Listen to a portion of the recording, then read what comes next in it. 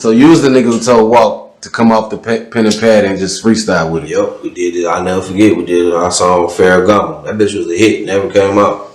A lot of rappers got shit like that never That's come out. That's how I am though. Like I got so much shit. I got Bibles. I call them bitches Bibles. Hard drives of songs since 2012. How many songs you think you recorded, mixed and mastered since 2012? Maybe about. I got albums. I did a couple albums. I got albums didn't drop, fully mixed and mastered. So I say about at least 50. So why is it that you don't really have no albums out like that? Because a lot of time I was bullshitting, and a lot of time it was a point in time in life I was going through shit that I was on fuck rap. A lot of point in times I was having so much money I was like fuck rap. A lot of time I was like running from the grind. You was like rap on pause. Yeah, a lot of shit. A lot of different shit. Do you ever feel like it's obvious that you're a street rapper when you listen to the music? Yeah. But do you ever feel like you've reached that point to where you transitioned all the way out of the streets into the music? Yeah. So you. But I look at music like a lot of people look like it's real. It's my real life. Man, I look at this shit like an acting job. Okay. I'm gonna give your ass a good script. You feel me? You can take it on with it however you want if you want to believe everything. But you gonna know what's real. You gonna know about the passion I put into it if it what's the real. But I look at that shit like I say, I'm performing. It's a sport. No, for sure. For sure. But you feel like you transitioned all the way out of the streets when it came to the music shit? No, forever in the streets. I just know how to play the streets so good. You feel me? I'm forever in the streets. I love the streets. See, what a lot of rappers say is that's the hardest. That was one of the hardest things to get into a level of success in rap. Yeah, you gotta think I ain't even at that level of success. So of course. Yeah, so it's just like right now. See, I was just telling bro in the car. I like the positives of the streets. I don't be talking about the negative. It's a negative and positive to everything, and I be looking for the positive in the streets. So like I get a lot of money out the streets, so that's a positive to me. So you feel like you're able to manage both, like through both. But when God bless me, I ain't doing that shit no more. For sure, for sure. Do you think that's dangerous? Like especially the way rap is going right now? Yeah, it's dangerous. So why you keep it like that? Because I'm dangerous too, for real, on the real side. So that's how I be looking at shit. Stay dangerous? Yeah. Yeah, for sure. Man, I want to talk about that California shit. You were saying that you got a lot of family from Cali. Nope, I don't even got a lot of family. I do got family. That's what originally made me move out there when I was a kid. But no, I ain't just got I can't call no relatives in California. Like everybody I know is the streets. So what, like even back to that line I brought from the beginning, like what is it that makes people think that you from Cali? It's just the way you move? Yeah, all that. The way I talk, the way niggas just like, I do agree. At first I would never agree to the shit, but I do got a Cali swag. But I feel like the Texas swag and the Cali swag is kind of similar. Especially old school. I-10 connection, for sure. They ride spokes, we ride pokes. Man, for sure. They speak proper, we speak more with the slang. For sure. Hell yeah. Like when I be listening to the music too, it be like I hear that like even the shit I talked about earlier, the bars I talked about earlier, like, you know what I'm saying, I really had them pints, you know what I'm saying, Big Benz is through the valley. Yeah. When we're in the streets, like especially Houston wise, this is on some talk. In the streets like Houston wise, most of the times you notice that the niggas that's really getting it be fucking around with some Cali shit. Is that true to you? And you notice that? What, said it one more time from Big Bro? I'm saying from my personal experience. In the streets, when you fucking around in the streets, and the niggas that's really getting it, usually always tend to have some type of Cali connection or go to Cali, visit Cali. Yeah, it's just, we always had a California always been like our relative state. Like the Bay and Detroit, they relative cities. Okay, the Bay and Detroit, similar culture. Houston and LA, whether niggas want to agree to it or not, is relating cities. What you think is the closest relation to them? to LA and Houston. the fucking weed, man. You think so? Houston got that weed? No, I'm saying niggas from Houston want that weed. I forever get the weed from them. Yeah. That's you see what I'm saying? They go like that. Do you ever feel like Cali took over from Houston as the #1 drink plug? Ooh, yes sir. What you think? Why you think that was?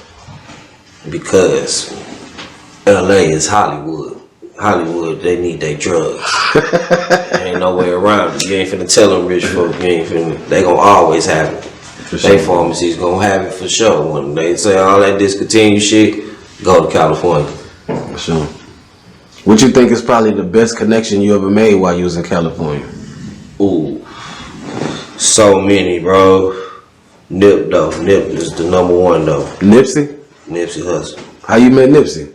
The Will Smith nephew, K. Smith. You That's my homie. Okay, Still my homie. K. Smith. And so he's living in Cali? Yep.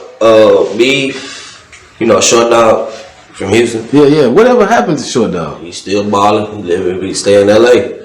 But me and him basically we lived in the same building, so we was neighbors. Even when he moved, I moved right by him, so we was still neighbors.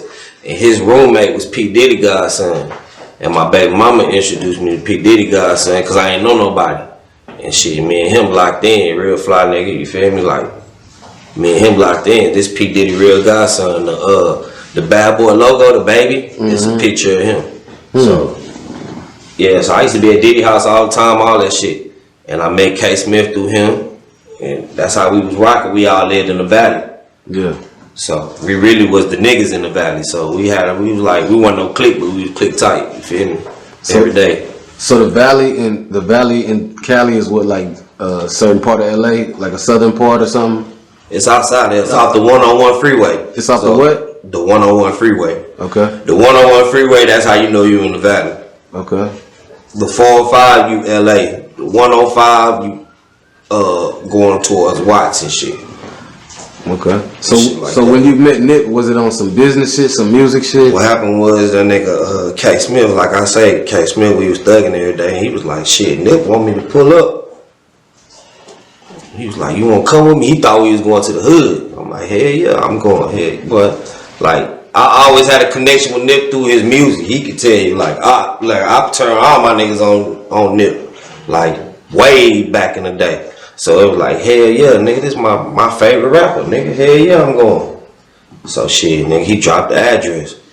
And we thought we was going to the Rolling 60s. He ended up dropping the address to the studio. Remember I told you your elevator looked like his? Yeah, you saw we went to that studio right there, boom.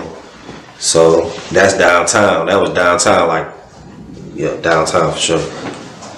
And nigga, when I met Nip, like nigga, we instantly vibe. You feel me? Instantly off the rip. Like nigga, like everything. So what he ended up doing was introducing me to his little homie BH. Cause at the end of the day, he's still a rapper. So instead of like just like having me directly connected to him, he put me with BH. Cause you know BH gonna be, he in the streets, we around the same age, so he know I could really lock in with BH. And shit, that's what I did. And it got to a point where me, Nip, and BH was everyday niggas, like every day. Eat together, smoke weed together, do everything. Sip, drink. I poured Nip his first real muddy cup. And I'll never forget, because he said, Stax, bro, don't you ever do that shit again, bro. That nigga told me put a half a line. An activist, he said put a half a line in a, what's the big one? The big soda we used to put pints in. The 2 liter. He wanted me to put a half a line in the 2 liter. That's how fucked up I got him one night. Same thing with Lil Snoop, nigga. I gave Lil Snoop the muddiest cup of his life, nigga. Like for real. This how I used to pour. Me and BH, Nip, little nigga, we pour pint a day, every day. Pint on you, pint on me. This how we went. I swear to God, nigga. Oh my son. I'm in the rolling 60s every day, like nigga. And I fuck with the junglers, like nigga. When I got real ties with the junglers. They bloods. That's how I knew like niggas really fuck with me, because they don't fuck with the 60s. So, but they ain't never give me no problem or question me or none of that, because they knew I was fucking with Nip. That's the type of respect Nip had. Yeah, for sure. I learned a lot from Nip, nigga. I knew Nip used to live in the Jays. What's the best probably piece of game you ever got from Nipsey? Man, I got so much, bro, but it's really like, nigga, just being on your business. Everything about him was about business. Being on your business. Read, don't get fucked out here, all that type of shit. That same talk that you look on YouTube to see, that's the talk he giving your ass in real life every day. Yeah. He mold niggas. He molded all his niggas. That's what he do. He did his partners with. For sure, for sure. Do you remember where you was at when you heard he died? Hell yeah, man. What? Nigga, I'm in Miami with Walk, man. Hell yeah. I'm in Miami with Walk, having the time of my motherfucking life, man. And then it just hit me. Matter of fact, that Run It Up video, you gotta run it up. Yeah. You gotta stay. I was shooting that the same day. So it fucked up the whole video shoot, cause nigga, that shit fucked me up. Yeah. You think out of all the deaths that ever occurred in like the rap game, like Tupac, Biggie, Nipsey, did you feel like that one hit you the hardest? Yeah, probably because my partner. You knew him. And then before he was my partner, I already had like me and him got a deeper connection. Like that nigga done let me, he done let me co-write on one of his songs, one of his like big street songs, 101. Like me and Nip got a real connection, like 101. So it's like, hell yeah, man. That nigga was like, he was different. He was a real one. Off like, I ain't even know, like that was a real nigga. Like period. You don't make him like that no more. Hell no.